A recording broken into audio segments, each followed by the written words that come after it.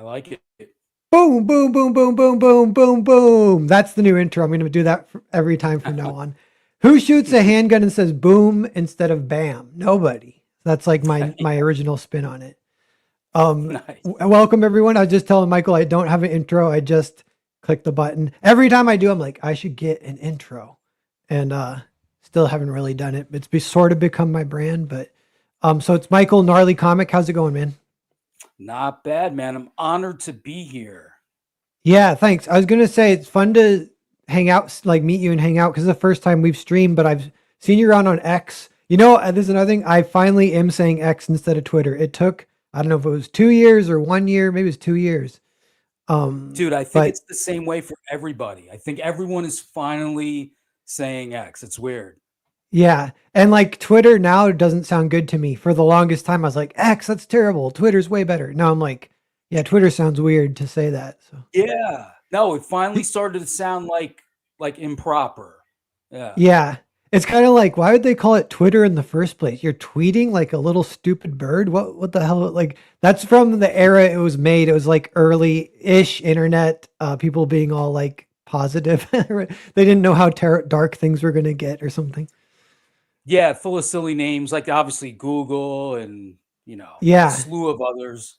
Actually, yeah, maybe we are onto something here. And then even conversely, X is much more like, oh, it all didn't work out quite like we hoped. Now the app is called Yeah. X. Ominous, yeah. Yeah, the sign of dead eyes. If you draw someone dying, you make their eyes an X. That's like what it is. A Yeah. dead cyclops. Exactly. Yeah.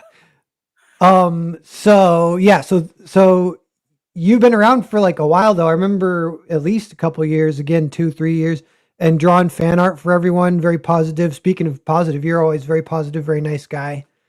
Yeah. Where did you come from? Did you manifest from the ether? Are you actually a bot or AI, or are you a real person? It is funny, yeah, like you said, I've been around for years, it's just that it's been this gradual thing where I was off social media for, like, a decade. The last time I was, like, active was, like, the MySpace era, and Yeah. then that kinda died out, as we know, and Facebook took over, and I know Facebook has this, like, lame reputation now, but I thought it was pretty lame from the jump. As soon as I made one at the urging of my girlfriend at the time, it was just, like, family and, like, some close friends, like, as opposed to MySpace where it was, like, mostly strangers, and I had my music up there at the time. So going to Facebook was just like, "What? I could just talk to these people, like, in life," you know what I mean? Yeah. So yeah, so I was like, all right, like I just didn't care about social media until I decided to make comics or web comics. And then I was like, all right, well, I have to be online. So around 2000, late 2017, I joined all the Twitter and Instagram and started just posting like early art. And my plan, even at that time, was to make a big, epic, like graphic novel, but the idea was too ambitious and my skills were not up to snuff. So I put that to the side gradually and started making little web comics with a self insert based on me, this little Mhm. like slacker idiot character, Mikey. And then at the same time, or like, I still wanted to make a physical comic. And it was weird because it was around that time I started to hear about big crowdfunding projects. I know Eric July doesn't technically crowdfund, but that was a big one a friend had Mhm. told me about. Then I saw EVS and others like making these big campaigns. So that caused me to start to pay attention to the indie space. Mhm. And then it was just an organic matter of like, all right, like these comics look cool. Let me back them, buy them.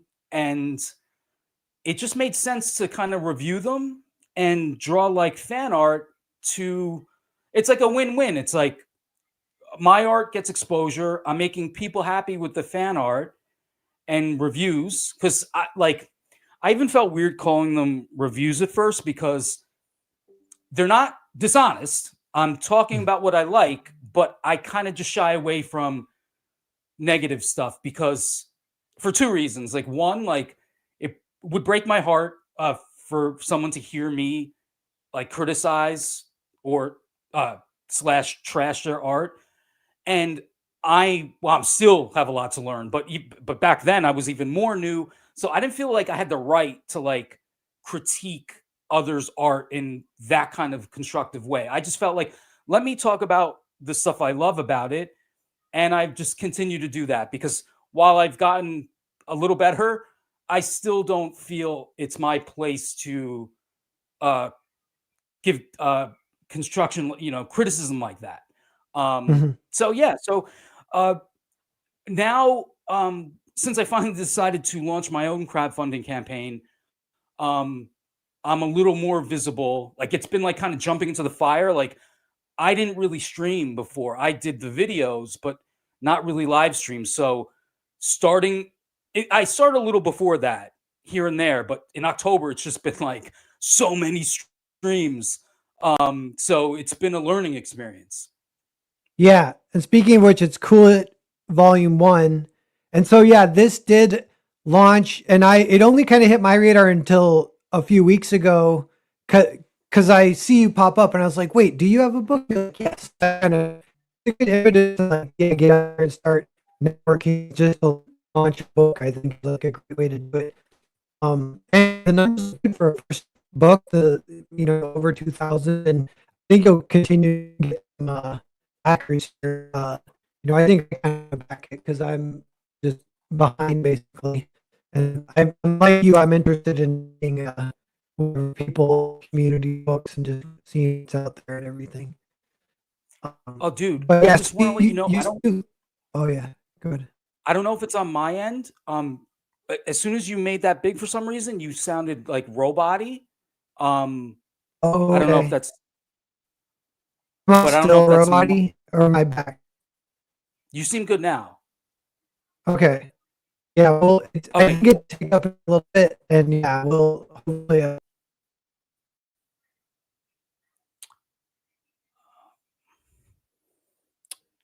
Am I live? If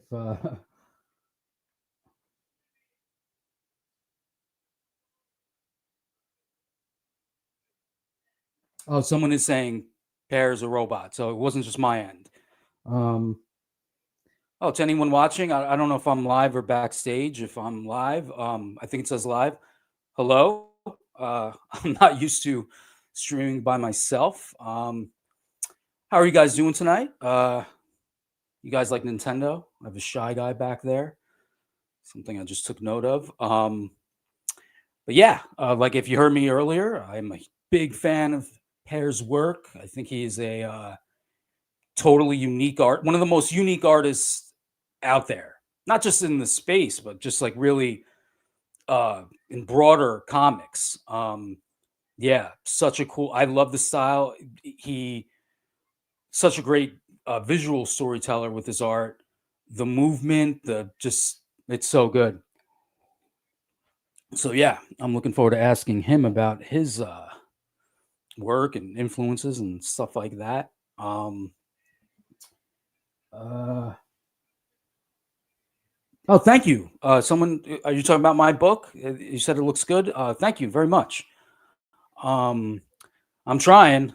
Still have a lot to go. I was just telling Pear that years ago I was even more green, of course, and trying to build up the skills. Yeah, just want to make the best book I possibly can, in my style. It's not a crazy detailed style, so I'm not too worried about it. Have a lot of work to do on backgrounds and stuff like that for sure. Um, I see some names in the chat I recognize. Hail all of you guys. Um, yeah. What else? Hope you guys had a awesome Thanksgiving and Halloween and stuff like that. Can't believe it's going to be Christmas soon. Yeah. Uh, what else? Man, you guys, any gamers out there play anything new? I am not. I restarted Zelda Echoes of Wisdom because I had put off gaming while I was getting ready for my campaign. So that's been nice to get, excuse me, back into. Um, yeah, as you can see, I am not used to streaming by myself. So yeah, trying to wing it. Um, I realize I have gotten into a comfort zone where I can get on streams and listen to other people, which I enjoy anyway. Uh, Speaking of games, like growing up, I feel like I half enjoyed watching friends play uh, than actual playing. I mean, of course, I loved playing, but so I have so many fond memories of watching friends play like Street Fighter or Mario Kart. They get all heated, and I also think that when I wasn't playing, I was able to take in more of the graphics and art style and music and stuff like that. Yeah. So, who else is in the chat? Oh, I saw a question. Do I have any movie influences for Cool It? Oh, for sure. Um, Tarantino flicks, 100%. John Hughes stuff and early Kevin Smith for that more like slice of life comedic stuff. Those are huge influences. It's of course it's a fighting story heavily influenced by fighting flicks like Rocky and The Karate Kid. Um, but with those other elements that make it a little more wacky, a lot of Street Fighter, which of course is a video game, but yeah, that's a huge visual influence for sure. Trying to think what other movies. I think it all just blends in there though. It's very, I'd call it like a neo 80s set comic. So there's just tons of 80s in there in different ways. I love, love, love, love so much of the 80s from the movies, music, animation, cartoons, of course, like Transformers, Thundercats, for sure. Yes, Thundercats is an influence. I have a cat girl from another dimension, and on at least 2 streams I've been on, we get into a debate of like what constitutes furry stuff. I do not consider my characters furries, but some have just because they have cat ears or whatever's going on. But yeah, You welcome might back have there. thanks. You added cat ears before the furries did it, so they Yeah, copied yeah, you. yeah. See, like, right, Um, hold on. I have a Felicia Bishojo, and she's not a furry. She's just a sexy cat girl. That's it. yeah, you're She's right, not a and furry. she was around since like '80s straight up, so or like Yeah, mid a '90s while. at least, or yeah, Hell yeah, yeah, that's yeah, yeah. awesome. Yeah, so that's ironic because you were warning me your internet is slow, and it was my internet that died. But I did unplug and plug the router, so we'll pray. But hopefully, it stays. That usually means it's going to be good from now on. But yeah, No, you sound great now. I sounds was like just, cool. Yeah, it sounds like you yeah, did a good job while I was gone. I was kind of rambling. I was saying like I'm like I'm not used to streaming, and I'm certainly not used to streaming by myself. So I give you guys credit that do. It is tough to on the spot think of ways to keep the no dead air. You know what I mean? Yeah, it is a skill. I actually can't really do it. I do it with dead air, and I'm like, if people can want to be around, they can stay. If I'm going doing it solo or whatever. But yeah, That's I the feel like right it's attitude. yeah, it's like exhausting too. It's like if you do like pump yourself up and you're like, all right, we're gonna do this 1 hour solo stream, no dead air. At the end of that hour, you'll be like, I have to go to bed for multiple hours or something. Oh, dude, I completely believe it. I would tell friends like in October when I was doing multiple streams, I was like, I'm exhausted. And that Yeah. was just me, you know, at times chiming in. As you can see, I will ramble, which is good for no dead air. But yeah, man, like the mental, it's like trying to remember everything and like, yeah, it's a lot. Felicia, she's from Darkstalkers, right? Hmm. Is that Yeah. like one of your influences even, or is 100%. Yeah. Like I was telling the chat, like, because I saw a question of if there were any movies that were an influence, and for sure. But aesthetic wise, Street Fighter, Darkstalkers, like totally in terms of like, especially the female characters, and just, since it's a fighting story, those are some of my favorite designs of anything. Like of course, I have the games, but I've like multiple art books of like from Capcom, all those artists. Like I love those designs so much. Yeah. Yeah, I love from the 90s. It's funny, you buy the art books and sometimes they don't include my favorite artist, which I think it's Bengus, they call him. He does a Angus. lot of like, yeah, like Marvel versus Capcom. He does all those awesome drawings that are iconic that everyone remembers. And then Yeah. Udon is kind of a cool company too. They might be Canadian, but they have all the rights to Capcom. So they release all these art books and I buy a bunch of those too, but I kind of quit buying them because Bengus art was never in it. I'm like, who is Bengus? This vexes me. Where does he live? What does he do? Where is his art? You can't just buy a Bengus art. Or Dude, he you're was around just in the mid 90s. dude, you're so right. Like, and it's weird because I've noticed that at least subconsciously, but now that you're saying it, I'm thinking to all the Capcom art books, and maybe some of his stuff is in there, but it's minimal. He's on X. Like, I know years ago I looked him up. I don't know how active he is, but he's on there, and he'll once in a while contribute to some Udon stuff, maybe like a cover.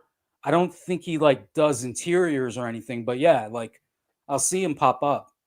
Yeah, because if I was found out like, oh, he was on, a manga for a while, I would just buy that manga straight up. But I haven't heard anything like that. As far as I know, it's like he was just like a Capcom artist. He's one of the best. Yeah, I don't know. And then, oh, another good one though is Akimon is another good one. Yes. Yeah, those two, and they're kind of similar, and that they almost have that Capcom house style that we all think of with Marvel versus Capcom, and Darkstalkers is kind of part of that too. But Yeah. Akimon goes way back. Like I want to say he was like certainly I don't know who the first was, but he's like one of those initial like Street Fighter 2 artists. Yeah. yeah, TA says Art Germ. Art Germ, he's one of the guys who got screwed by AI because his art was so awesome and fully rendered, 3D looking, and then that Yeah. was one of the things that AI can do. So now people are kind of disgusted by that style, and it's like poor Art Germ, Uh, he drew that style. I could see that. I I love wonder if him. he'll adjust his style, but his style is amazing too, and it is still recognizable despite AI. And AI can duplicate pretty much anyone with an iconic style. That AI can do it too, and people can still kind of spot. It's almost like a compliment if it does try to rip you off or whatever. Yeah, for sure. No, yeah. I've seen him on some Marvel stuff. Definitely this year, early this year at least. Yeah. Yeah, and I don't know if he's done. Maybe he's done some for Udon. I don't know how much Capcom stuff he's done, but he's kind of in that realm of like awesome Japanese artists or whatever. Assuming if he's not Hell Japanese, I'm yeah. not sure, but yeah.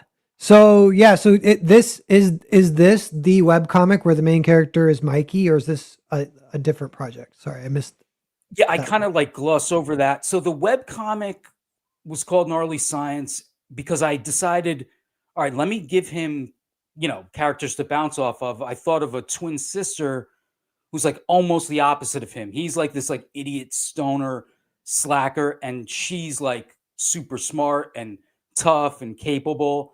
She's kind of like what I like wish I could be, where I'm more like the Mikey character. Yeah.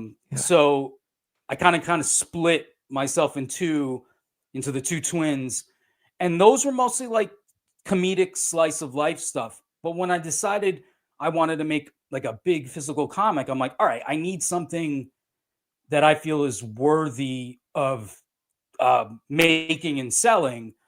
I like the slice of life web comics, but and people told me, oh, just like uh, print those or like compile those and print those, and the mix of what they were and the evolving style, I still didn't feel right asking people to pay money for those, especially since they were available online. So I was like, you know what? I'm just gonna make a new story. And my initial plan was again too ambitious. It was more of a time travel story with the characters. So at some point, I was like, you know what? I love stuff like Rocky and Karate Kid. They're amazing movies, but at their core, it's a pretty simple story. So Yeah. I'm like, I felt comfortable like using that as a framework and adding all the stuff that I love on top of it. So, in the end, I think it's going to be like a pretty good, like a good story, a good ending that I'm super proud of. And, but with some of that wacky comedic slice of life stuff in there. Yeah, so If that that was makes kind of like how you cut your teeth and built those skills was the web comic. And then once you're ready to jump into something bigger, this is cool. And even that goes through, I can relate to this. I like hearing about this kind of stuff of like the creative, it's almost like inspiration. It's like inspiration sometimes won't really hit until you simplify the idea. And then you're like, yes, I can actually do that. Whereas, yeah, yes, if it's time travel, you might be like, I'm going to do a time travel. Like before you made that decision to not do the time travel, you might have been like, all right, I'm going to do a time travel thing, but I don't even know how I'm going to do it. So I haven't even started yet. I'm still thinking about it, blah, blah, blah. part of it And was it was set and still is.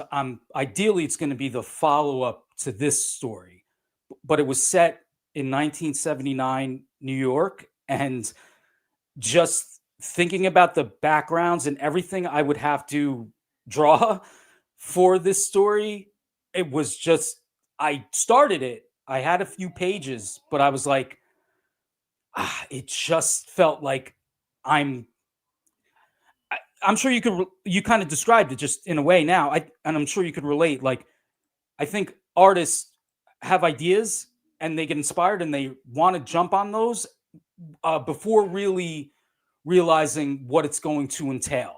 So yeah, that's why I was like, okay, with my old project, I spent way too long, years before I got to the point where I'm like, I don't think I'm going to be able to pull this off. With the time travel one, it was just a matter of months, or not even. Maybe it was like, I remember it was this autumn where I was like, at some point, I'm like, no. At the start of the year, I'm like, I'm going to do a fighting story. I mean, it's still hard in that just talking pages and still backgrounds and stuff I'm been drawing and still have to draw, but uh, I feel confident about it. I feel like I can do it. Yeah. yeah. It's like that feeling when you feel like you can actually do it. That's a big, I'm trying to think of, for me, there's a few times that's happened. And a lot of times it is like the idea where, yeah, once the idea is simple and then you know the ending of the story, and then you're like, okay. I know exactly what to do, and then I just got to do it. Whereas if it's kind of foggy, a lot of times that will be holding you back. Another thing too, sometimes you'll have like two or three ideas, which is great, but they'll compete and you're trying to rank, which one do I do? I can't decide. And there's different Yeah. ways that you'll rank them on which one has the most aura or whatever that you need to like pursue. And a On, big one is on if that, it's like an idea comes up to you and it's like, I am the simple idea that you can actually yeah. complete. And you're like, okay, I'm going to go with you with this one. On that note, it gives me an opportunity to ask you because, I've reviewed Grand Prix of yours. Vatican City, which I know was recent. Uh, Hotel Story, I just got. I read book one. Amazing. I'm gonna have the review this week. I kind of did my process the other way. I worked on the fan art because I knew I was going to be on here. I wanted to get that up before coming on here. I'll have the review later in the week, so I have to read book two. Um, I'm so scatterbrained, and there's so many comics, but I'm assuming since I got book one and two, it's been out. At least book one's been out for a bit. Like? What is the basic order of your books? What was your first book that you published? Oh yeah. Okay. So yeah, real quick is, it was actually when I was like 30, I got a real comic industry job, but it was in the indies. It was with a book called Machete Squad, and I was just the artist. It was a a guy who had come back from Iraq. He was a medic over there, and he had written a memoir. And then him and a journalist had converted the memoir into a graphic novel, and I drew it. And I forget the company now, what the company was called, but I think they're still around. They're just definitely, they're like Nice. small. They're like smaller than, if you name a company, they're probably smaller than that company. They're smaller than Antarctic, but maybe like Okay. almost in a way, like on the level of Antarctic or something. But, Hmm. uh, and then while that was happening, I was drawing Earthbound. And Earthbound, that was like my first big book. Like you talk about doing this one, that was one that, yeah, like multiple false starts of not knowing what to do. Then finally Earthbound. And one of those things is in my 20s, I was trying to write a lot of screenplays. And it was Oh, when nice. I think I started drawing Earthbound when I was 30, but I was looking back and I was like, a lot of these screenplays aren't actually that good. I was like just learning, but this one is actually decent. And that was Earthbound. And so that kind of got the ball rolling. So yeah, it was Machete Squad, Earthbound, Foreign Agent is the third one I also was working on. Then I finished Machete Squad and I pitched them Foreign Agent, and they said, everyone thinks it's cool. Everyone at the office thinks it's cool, but we're going to pass. So I had kind of didn't have work after that. And this is like 2017, 2016, even like, Trump's happening, real early Comicsgate is happening. And, Hmm. and so that was kind of the point. I basically like really started interacting with the online scene, which was more or less just Comicsgate. The Machete Squad people called me and told me to not do that. And I was like, you guys, like literally on the phone, they called me and I was like thinking like, you guys didn't give me more work. I need to like make a living and Oh, whatever. yeah. And that crowdfunding is going to pop off, or I was even catching kind of pretty early wave. It even hadn't fully exploded, I don't think, when I was kind of jumping in. But actually, I think Yeah. what was like exciting to me that almost got like dollar signs in my eyes, because that happened. It eventually would grow to like be a gold rush that even like in a negative aspect, it got grifters coming in that aren't even interested in comics. They're just like Yeah. weirdos releasing a comic for the first time. Like even I don't know, like Andrew Tate or something. That's a little later, but Yeah. like um, but the thing that got me all like that was 20 likes on Twitter at the time. I'm like, whoa, in this community, I can get 20 likes. Like before, I would literally get one or two. It's probably a bot or whatever. You're almost tweeting Yeah. into the void. I'm like, Yeah. this is weird. These are real people that you can sell your book to. 20. You tell me I can sell my book to 20 people? And so that was like how it all started. And that's what I told the Machete Squad people when they called to whatever, tell me to not hang out. I was like, yo, you guys, I can get 20 likes on a tweet. I mean, sorry, I can't. I can't. Yeah. So yeah, No, dude. or go ahead. No, no, no, no. I do. I know what you're saying. Like I said, I think back to when I first joined Twitter and Instagram and stuff, and it was like, uh, the only thing that bothered me, and it still kind of bothers me, I guess, but now it's like I don't know if it's an algorithm thing. Like I obviously still have a lot to learn as far as art, but like you'll post something that you know a lot of people like, right? So say you get like 50 likes on an art piece, but then you'll see someone with like a fraction of the followers get like 1,000 likes on something that I'm not saying it's bad, but it's like, you know what I mean? Like I still don't understand how that works, but whatever. Yeah.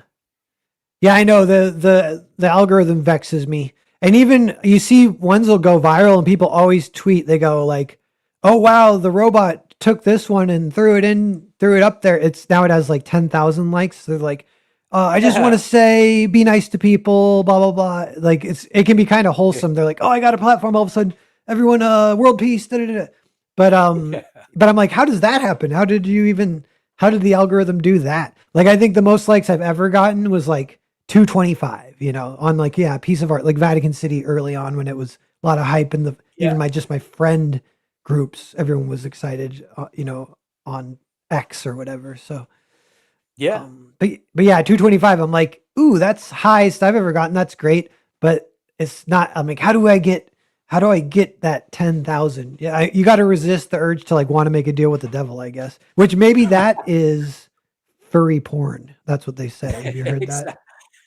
Dude, Yeah. exactly. Yeah, no, it's funny. Like, I was saying, maybe it was during one of those debates over what's furry or not. Like when I joined Twitter in late 2017, like I'm a big video game, retro gaming fan. So of course I like the Sonic series.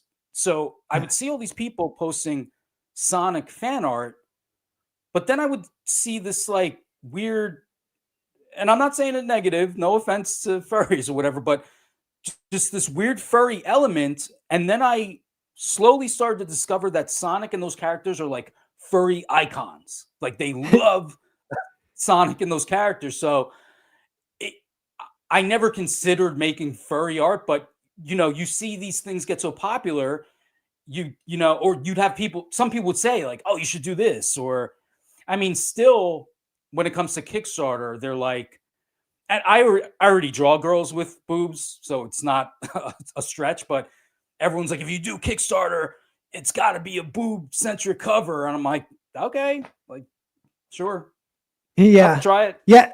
Yeah. You know what's funny with the furry thing too? I fully haven't wrapped my head around it about, yeah, the pros and cons or whatever, even because, yeah, if you go back to the source in any situation with furries, it's always awesome and everyone likes it. Like, I know they love Walt Disney's Robin Hood with the foxes, you know? I'm Yeah, like, I'm like, yeah, those are awesome. Everyone loves them. So what's the issue yeah, here? I guess the issue is when they turn it into porn or whatever. But and like same with Sonic, like it's like everyone loves Sonic, I think. And maybe yeah, Sonic is a little more divisive now because of yeah, the baggage or whatever. But yeah, yeah, I have one book with anthropomorphic animals, which isn't maybe technically furries, but furries like it, I think, or they would or will. And I'm like, yeah, come in, buy it. Like I'm down. You guys yeah. can buy my. And Oh I yeah, have one book dude. planned that is anthropomorphic, or wait, that is like humans, like furries, like animals, but like Robin Hood style or whatever. Because I just want to see, I just want to see, because I like Robin Hood and I like Sonic, so I'm like, shit. If they may call me a furry, I say, it's like with when Bob Dylan went electric and the crowd was really pissed. That's like me going furry, and I just Yeah, it's never gonna change. yeah, no, because it's sincerely, that's what I'm saying. Like I love Sonic and those characters. Um, Going back to like as a kid, like I love stuff like Rescue Rangers, of course, like DuckTales. So Yeah, any of those kind of anthropomorphic kind of characters, like it's just a fun style. Furries decided to really adopt that stuff. Like, have at it. Like, I'm not going to like you said, man. If there's any furries that would be attracted to my comic because I have a cat girl or a fish girl, so be it. yeah, it's Yeah, probably okay. And I even think like I guess it's almost not maybe not like the porn. I don't know too much about, but it's that they dress as animals. That's kind of the main furry thing. It's almost not porn yeah, related. That's a separate degenerate thing that yeah. whatever. And then yeah, dressing as animals isn't even that whatever. I'm desensitized to that too. I'm like, yes, come on, buy my comic. It's cool. Yeah, yeah, Um, whatever. I don't, shit, again, like it's I'd wear a freaking raccoon costume or something at a convention. I don't give a fuck. dude, it's funny you say raccoon because like the only things I own like that, I'm a huge Nintendo fan. So when Super Mario 3D Land came out, I went to an event in New York and they gave out the Tanuki ears and a tail, and I never wore them, but I wanted my girlfriend at the time to wear them, but then we broke up before that could happen, and I'm still bummed about that. Yeah, that's funny. That's like you looking at them and hearing the music, slowly getting louder and slowly zooming in. Exactly. um, yeah, actually, that could almost, your slice of life comic. I don't know if you could ever have your Mikey character be like, "Wait, babe, please just wear the Tanuki. Don't go." Oh, dude, I should have done that, but yeah, I a couple of those web comics just had him asking girls to do various things. There's at least three that involved sexual situations while he's playing the Nintendo Switch like an asshole, stuff like Yeah. that. Yeah. Yeah. Nice. Yeah. So let me pull this up because this could segue slightly here. Wait, how do I do this? Remove. So we were talking just a little bit behind the scenes beforehand. I was laughing because this is like a yin yang, like me and you. Like, look at my wall, look at your wall, look at what I'm wearing, look what you're wearing. It's like totally like yin yang. And I was like, "Are you in Miami?" And you're like, "No, I'm in Jersey." And so, and yeah, so, and you got tattoos, and I don't want to, yeah. Do you want to give like a little mini bio about living in Jersey or growing up in Jersey or anything? Or I have a few questions. Is like, did you ever watch Jersey Shore when you're, because you're almost that age, right? Did that, do you like it or not like it? Because I Dude, watched it. I think it's kind of a classic, but I'm that exact age. Yeah, it's funny. I mentioned I was on social media during the MySpace era playing music, yeah. and which is not a shock given how I still look like an emo kid or whatever. Yeah, you're So like a like, MySpace guy. You're like locked in time, which is awesome, I think. But yeah. yeah, exactly. So at the time, I'm from Jersey. I grew up going to the Jersey Shore, but there was such this, not a stigma, but this like caricature of an Italian from Jersey that was tied to that show. So I remember going on MySpace and being like, look, I'm an Italian from Jersey, but I am not a Guido like these guys. Like, the show is entertaining. I watched it. I watch it with my mom here and there. But it's just not me. So Yeah, yeah. because they play it up even more. And like Yeah. I'm trying to remember. I can't remember it's Snuggie. Maybe is the girl, right? I don't know. Snooky. Snookies. Yeah, yeah, Snooky, yeah. Yeah, and then the guy I can't remember his name, but he's like he goes laundry, uh, laundry gym Jim Tan tan. Laundry. Yeah, Yeah. yeah. Did you do anything? Were you a gym tan laundry guy or? Only like when I was going to like I went to a few proms when I just got out of high school. So it's like, like I was like the slightly older guy, like a year or two older. Yeah, And that's the only time I ever went tanning. So and yeah, I yeah, yeah, gym wise, I try to stay in shape and stuff. But yeah. again, that whole mentality is not my world. I'm like just more from the like rock band, alternative rock world. Oh, okay, that's like So more, yeah. And it is there's yeah, like a mix. You can't escape it. There's a little bit, but yeah, you're right. It's more of that. Yeah, and even the gym, like gym, I feel like anyone who works out is automatically on some level of enlightenment that deserves respect because yeah, at first of anyone who doesn't work out, I've only in the last couple years I started going to the Y pretty much every day, but I don't work out that hard, but I just like yeah, just work out a little bit. I'm not like yeah. jacked at all, really.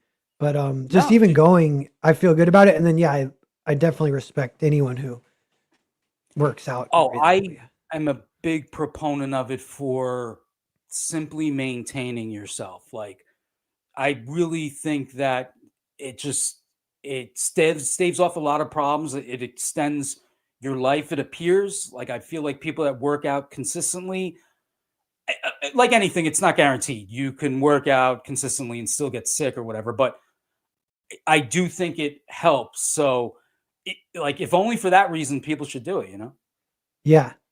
Nail Bunny has a funny question. If you were in Jersey Shore, what would your nickname be? Oh wow, Uh, that's a good and question. I was like, just calling you Mikey is funny. I think like that sounds Yeah, like a Jersey Shore thing. But yeah. is that what people in real life do you go by Mikey normally or?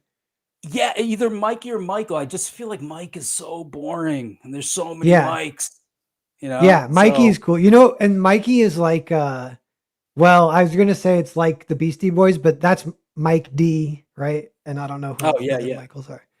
But someone But was yeah, tweeting about Beastie Boys. They kind of fell down the memory hole just a little bit, and they're due to come back sooner or later. And I remembered, so I hadn't thought of them in like 20 years. And then their song "Girls" popped into my head like 2 days ago. I was like, oh my nice. god, that song is hilarious, especially in modern context. The Oh chorus is yeah. like, girls to do the laundry, girls to clean up my room. I'm like, that is hilarious. They were ahead of their time. So I think that might make a splash when people discover it again or whatever. What's funny though is when they made this successful like transition to like a kind of like alternative hip hop band in the 90s Uh-huh. with that song Sabotage, if you remember that. Like Yeah, it's like so more rock and roll or whatever. Yeah, yeah, so at that point they tried to shy away from that image of like girls and fight for your right to party, and the feminists, as much as I love the 90s, it was the start of that like politically correct, what they now call woke, like kind of movement. yeah, And there was a lot of people that thought like that song Girls was like misogynist, and like when, like you said, it's just fun. yeah. I know it's funny because that is true. If you go back to the '90s or even like it's even in the '80s, but in the '80s it was only on colleges, and I only know this from like Yeah, reading some random like random YouTube rabbit holes or whatever.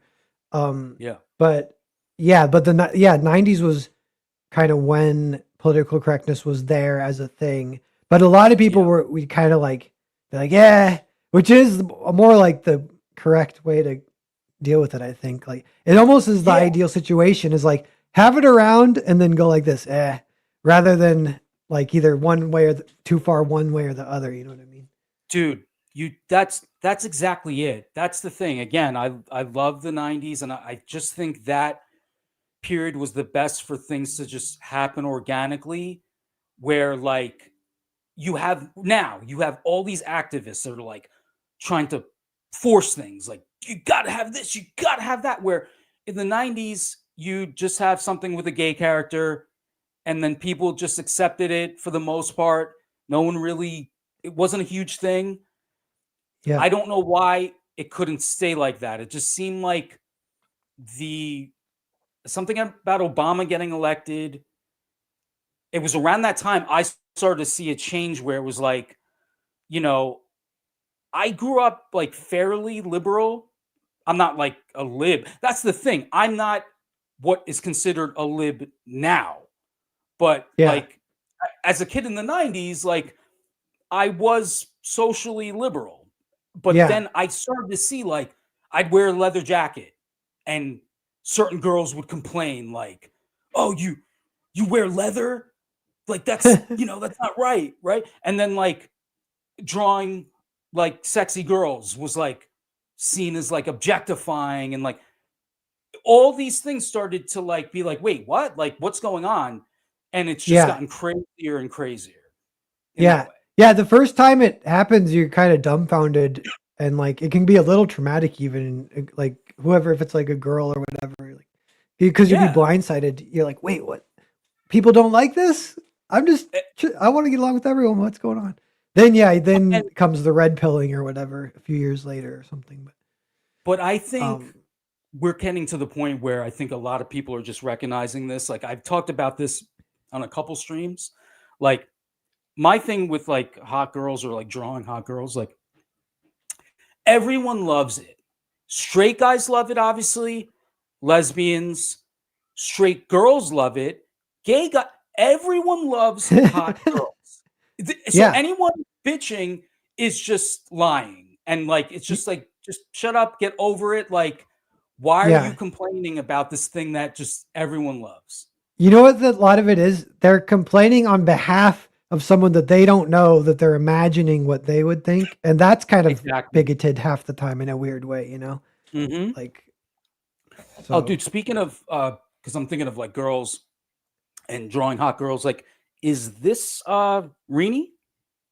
yeah, Rini drew that. And that is one of four of a larger illustration that's really awesome. And it's kind of a fun thing that we're doing with the creative block where if you back all four of our projects, then you'll be able to complete and the whole Oh, I sequence or remember you whatever. guys talking about that.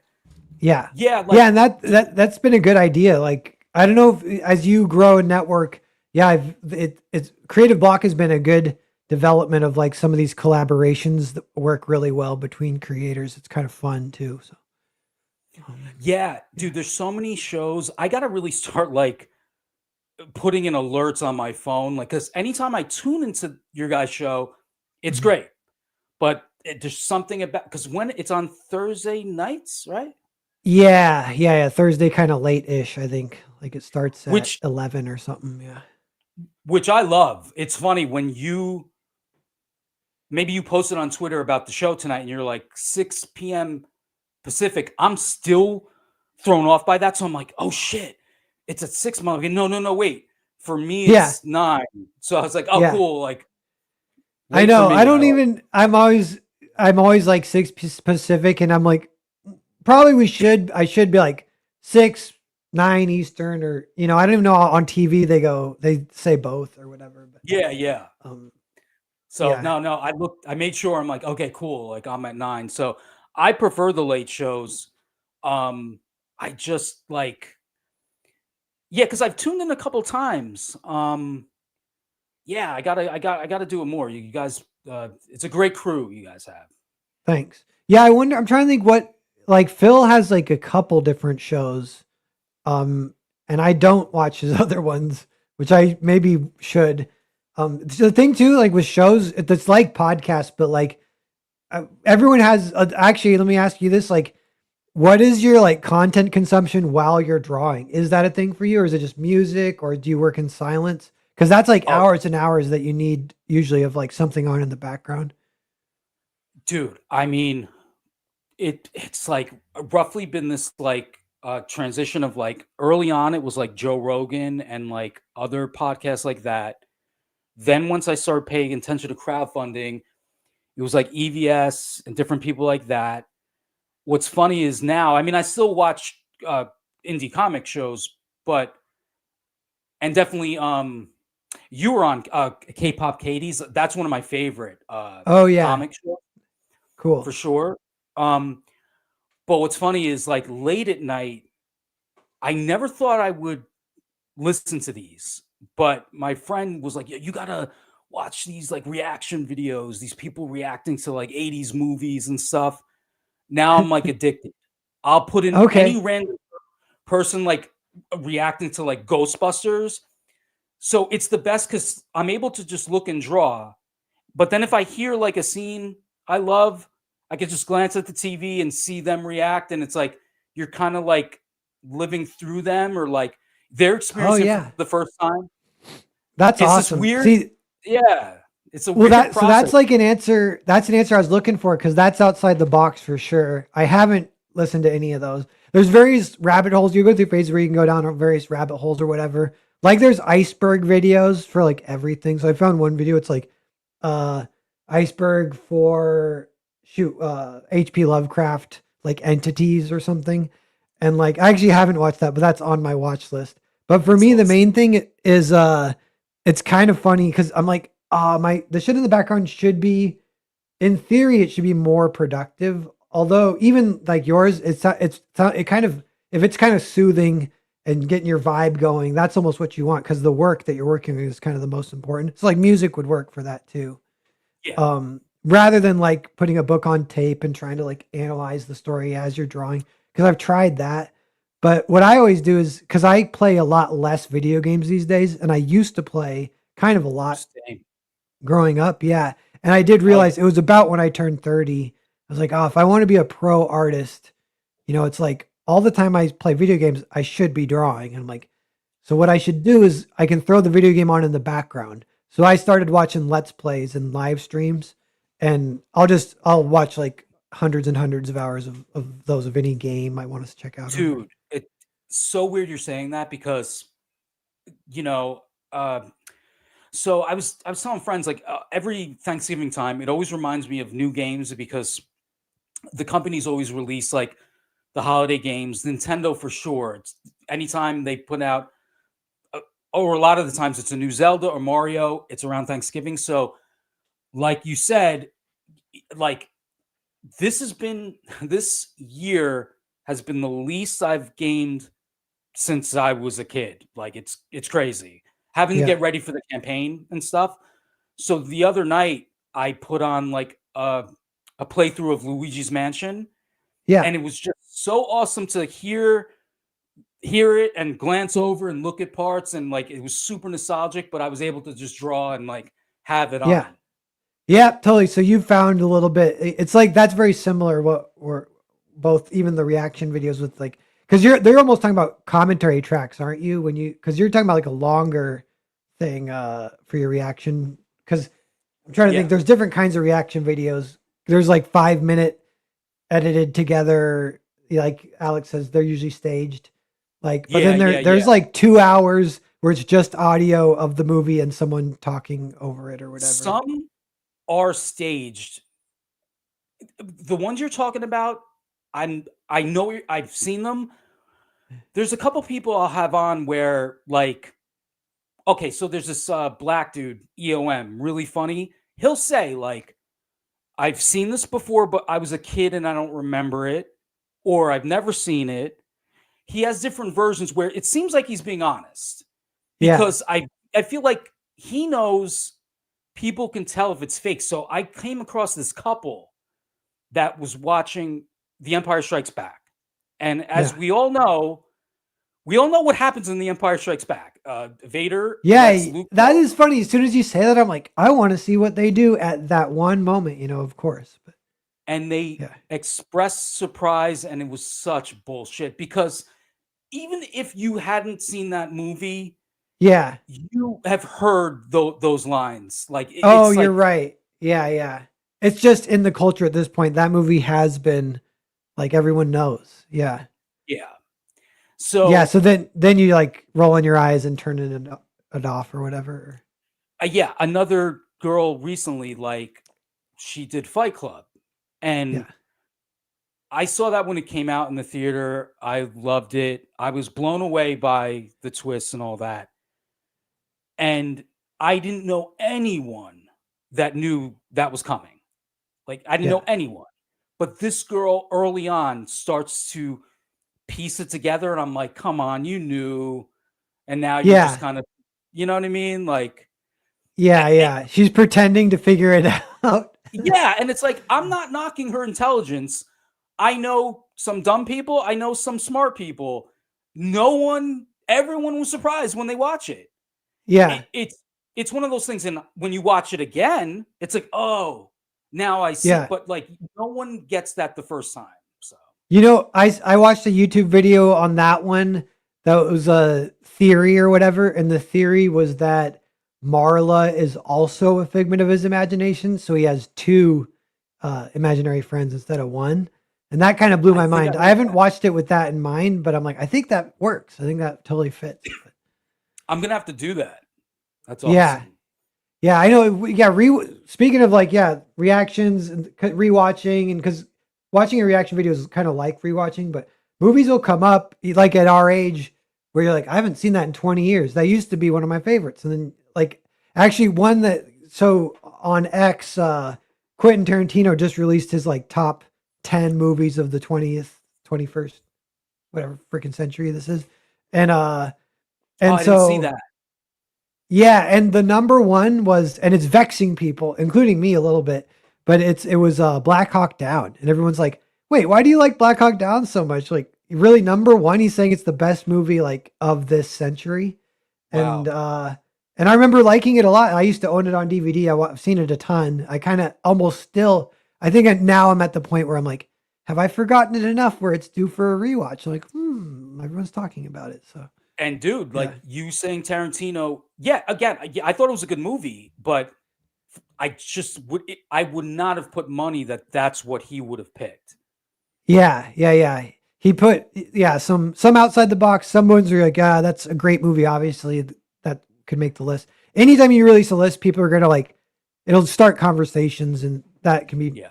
kind of part of the fun too. But I guess sometimes Yeah. if they make a list and it's too like common, then you're like, yeah, I've already seen all those. I kind of like when, or sometimes if it's like if they put a movie that is regarded as not the greatest, and all of a sudden you're like, why do you like that one so much? There was one I saw too that I thought was kind of cool. He put Midnight in Paris at number 10. Have you ever seen that movie? I very much enjoy that movie. Yeah. Yeah, that's a Woody Allen movie, and Mhm. that movie is kind of awesome. But I know people hate it. a lot of people hate it. And I think one of the things is like it has I'm trying to remember. I think it has like no plot really. It's just vibes. And that's what I love Yeah, about it. I'm like, it's kind of outside the box movie. Like you wouldn't have thought that this would actually make a good movie, and it totally does. There almost is no story. The story is like literally that he just gets to go to a magical place a couple nights in a row and he enjoys it kind of. it's a great But meditation on like not just nostalgia, but like wishing you were of a different era. So like for me, that might be like the 70s or like yeah. specifically like punk rock England or New York in the 70s. Like, so if I was able to like time travel there, like, yeah, that'd be amazing. So, Yeah. yeah, Those kind of fantasy movies are fun and they're like psychological. Yeah. And they play off like things that we love too or whatever and like to watch or actually for kids that's like kind of a thing, but someone said so my uncle told or my brother told me that he watched Pete's Dragon, which I guess I thought it was the old one, but there's been a remake. And I'm like, oh dude, every kid ever in the history of the world would have loved to have had a pet dragon. And so they made a movie about it and like kids are going to love that and like yeah, and that's a big part of why it's what it's tapping into, what it's trying to do. And yeah, I think like exactly. that's a little bit like Midnight in Paris. It's like everyone like that to Yeah. go back to where you a thing that you idolize and get to walk amongst those people or something. And while And that's not have them the, and you know what it is too? It's that you know they say like don't meet your heroes or like you can imagine like in reality you meet people and they suck or something or they disappoint you or hurt your feelings. Like no, Midnight in Paris is like you get to meet everyone and they're awesome. yeah, Hemingway was awesome in that.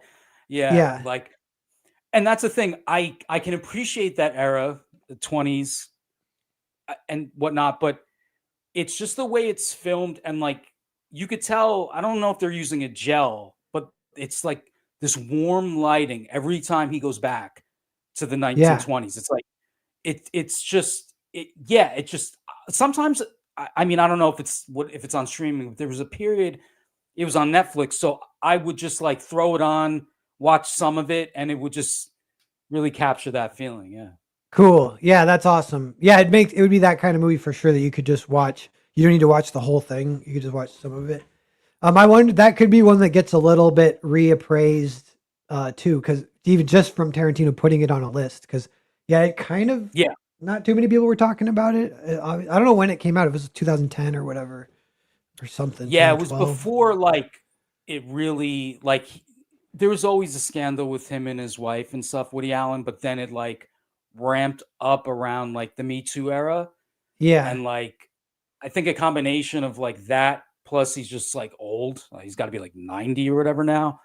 I yeah, think he's, like, wrapped it up, and he's just I think he just came out with a book, um, but, like, whatever he did or didn't do, like, I try not to, like, think about that. It's kinda like Michael Jackson or whoever, it's just like, all right, like, you yeah. know, they have Me too. those scandals. Y- I just try to By this focus on point, the yeah, by this point, I am like straight up anti-cancel culture to the point where if someone gets canceled, I'll just seek them out and read their stuff or whatever. yeah, It's like a step beyond separate the art from the artist. Like I try to do that too and everything, but dude. To my mind, yeah.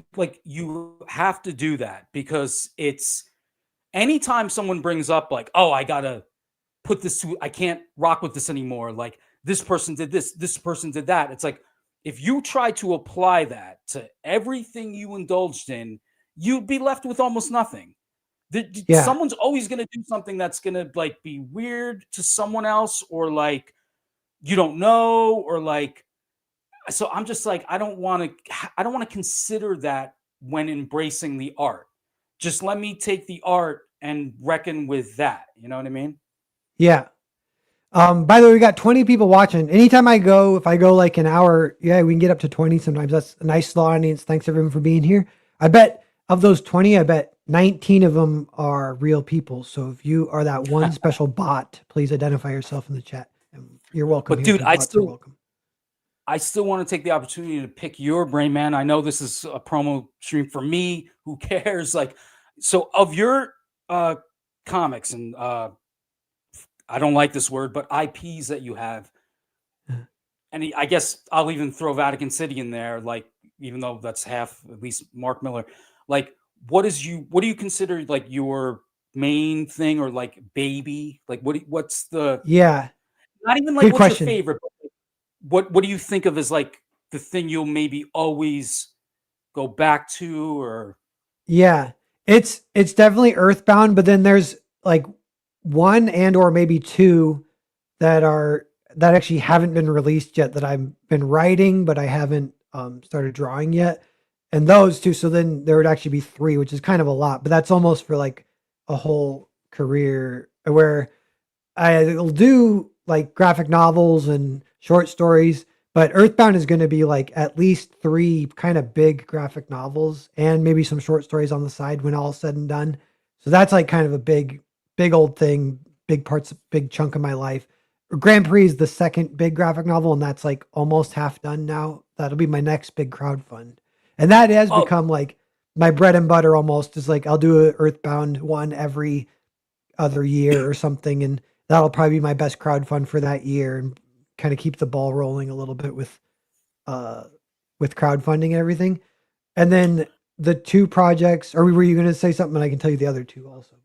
no, I just perfectly segues really quick into Grand Prix. So I noticed when I was getting your stuff together to ask you about it. So this is says book one of six. So Yeah. I have two. Is there like, am I caught up, or is there more release that I have no idea about? Is No, three yeah. released? Part three is going to be released like next February or something. So Okay, it's cool. almost done. I'm coloring it now. Then I got to letter it. And then that would go actually as a trade, those three. Um, so yeah, that'll be like you could get the floppy and have all three, or you can get the trade, and then that trade's done. Then there's one more trade to finish that story. So that's only half the story still, but that's at that point that's like a lot of story. That'll be like 150 pages or something. Of Nice. Oh, yeah, dude. So I will be there for that. Okay, so you mentioned nice. coloring. So I have to Yeah, ask you about this. Okay, so with Hotel Story, it's Jared that's doing the art. His style is obviously different than yours, but very reminiscent in ways. And but the coloring and the SFX, the sound effects lettering is also very similar. So what is how did that all work out that way? yeah. I think there it's like two things. It's one, it's like yes, we do have very similar uh like we're just kind of similar in what we like and similar styles. And there are books like The Oboe, there's some other books like that they're all him. And you can see if you see those, then yeah, he's like very like what, like 2005 Cartoon Network almost. Like and then it Okay. deviates slightly from my style. But with this Yeah. one, part of like the workflow that we developed was lifted completely from my other books. So it's just straight up just the workflow itself. Like we're using 3D backgrounds that we're modeling ourselves, and we Mm, modeled the hotel, and then we're drawing the characters like animation cells over the top of that with like a yes. thin black line colored flat. And when you do Yeah. that, you can actually make the colors match and pop really nicely, almost naturally, because you're building the colors in the 3D environment, and then you pull those colors from for the characters. So like you get your whole color palette already there. You don't even have to like think about it kind of. That's Um awesome. or you think about it in the 3D phase rather than later on kind of thing. You get the work done early. And it does Wow. work nicely for like a uniform kind of sense or whatever. Yeah, Um dude, because I as I'm reading, I'm like, "Is Pear coloring this?" Like, yeah, it was like very reminiscent of Grand Prix, but again, different, which is cool. It's very much like Fiendish 2.5 with Michael Rushbrook, like different than Reenie, but very complimentary. Like it completely fits in her series. So yeah. Yeah, that's awesome. I know Rushbrook did a great job of like working within that style because that's not his natural style, but he's kind of a so good he can almost draw any style pretty much. But okay, yeah, he did a killer job. Yeah. Yeah, and he matched it, so it's really fun kind of seeing it. And that one actually too, she did pretty detailed I don't know the word, it's not pencils, but it's like layouts or something. Um Okay. and that so those two things combined to make it very much kind of in the staying in that house style almost of that she's developed. That is super just interesting to me because like uh obviously I'm just doing all this. I'm winging everything myself. So uh I mean all I really do is like if I, you know, think back to comics that have inspired me or animated movies, maybe I'll draw from that. But I love the idea of what you guys have done of taking what you've described. That's super fascinating to me. Yeah, for like a collaboration kind of. Yeah, Yeah, like because you are still doing it all yourself, which is awesome. That's a great way to learn and do it too. But actually, with her and me, it's similar too. Is it's the idea that you can get two books done instead of one, like one that you're doing, one that you're collaborating. I feel like everyone can kind of do that usually, with your bandwidth even, and maybe you have to be borderline full time for that. Maybe like yeah, artist, because if you're doing a job to which is a great way to do it too is like part-time job and then art, but then it's like that's actually where Jared's at for his career. He like part-time job in art, okay. and yeah, he's able to do a full book, with that setup. That's what I did in my 20s. Was that kind of Yeah, I situation. But mean yeah. that sounds like a luxury to me. Like if like, I mean, ultimately, I'm happy to be doing everything because like not to sound hipsterish or whatever, but it is an auteur thing in that way that Yeah. like it's not like, oh, I'm the best artist or writer, so I'm the it's more like I just know what I want to do and say, so I'm just gonna do it. Yeah. But it would be the idea of just coming in and drawing when someone else has the script and layouts and stuff is that's really cool. Yeah. Yeah, yeah. Yeah, and your style is like awesome. And yeah, look at this. It's small on the screen, but this is like traditional art, original art you can buy. It looks amazing. Yeah, I wanted to come up with different tiers that would, people be into. So people seem to like the pinup sketches I do. So I was like, okay, I'll include those. Like since I don't do like full pages, my process is like I'll sketch out characters and stuff and then scan those in and then digitally ink and color. So Okay, that's fascinating to hear too. I like that though. That's cool.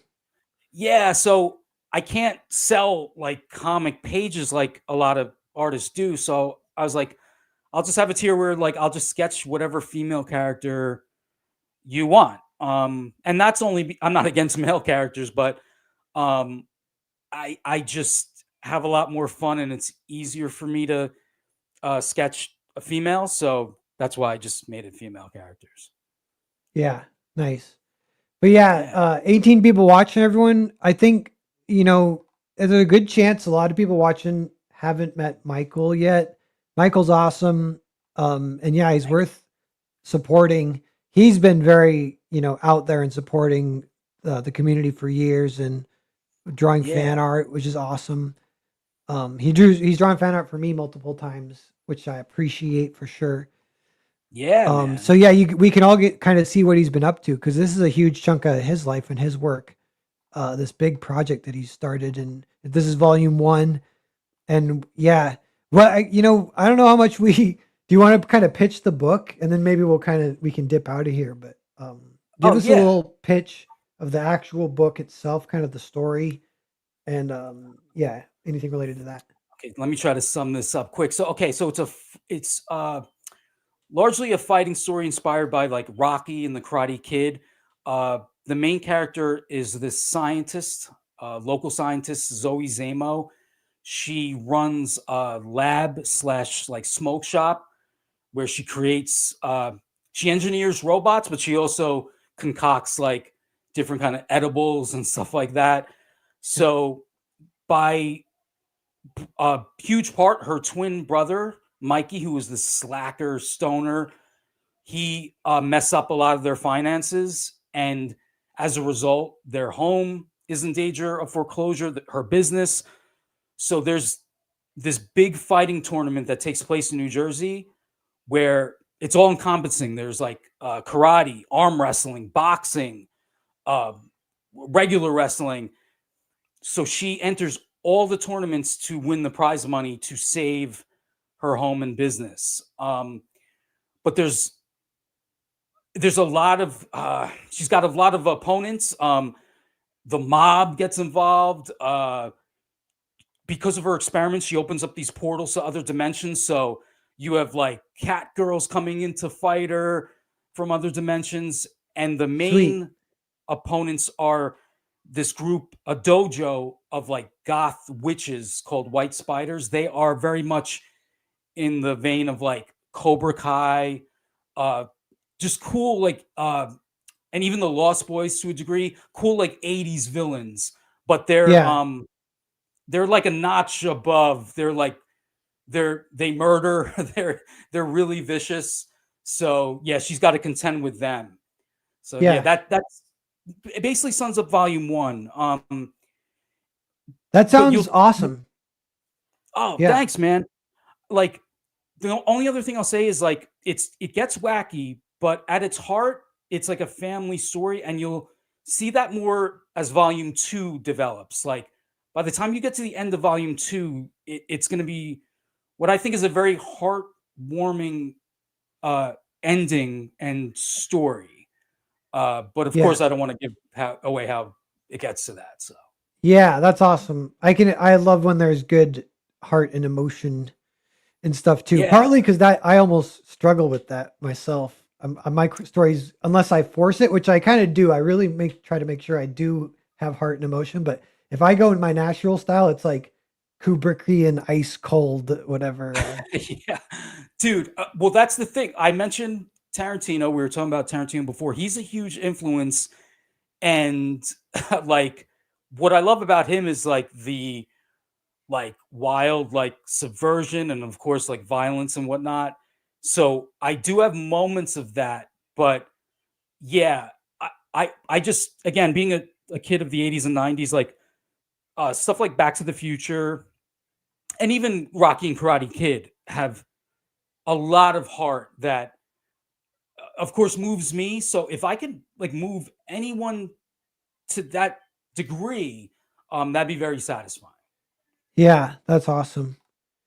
Yeah, that would be, speaking of reaction videos, that'd be cool to see a reaction video of Rocky to see how that emotion hits when how that, when he goes the Dude, distance or whatever. that is like my crack. Like I Yeah. don't do Yeah. Yeah. hard drugs, but like I will put on. I've done Rocky so many times to see people get emotional. My recent one, I know this is, I guess, a divisive movie.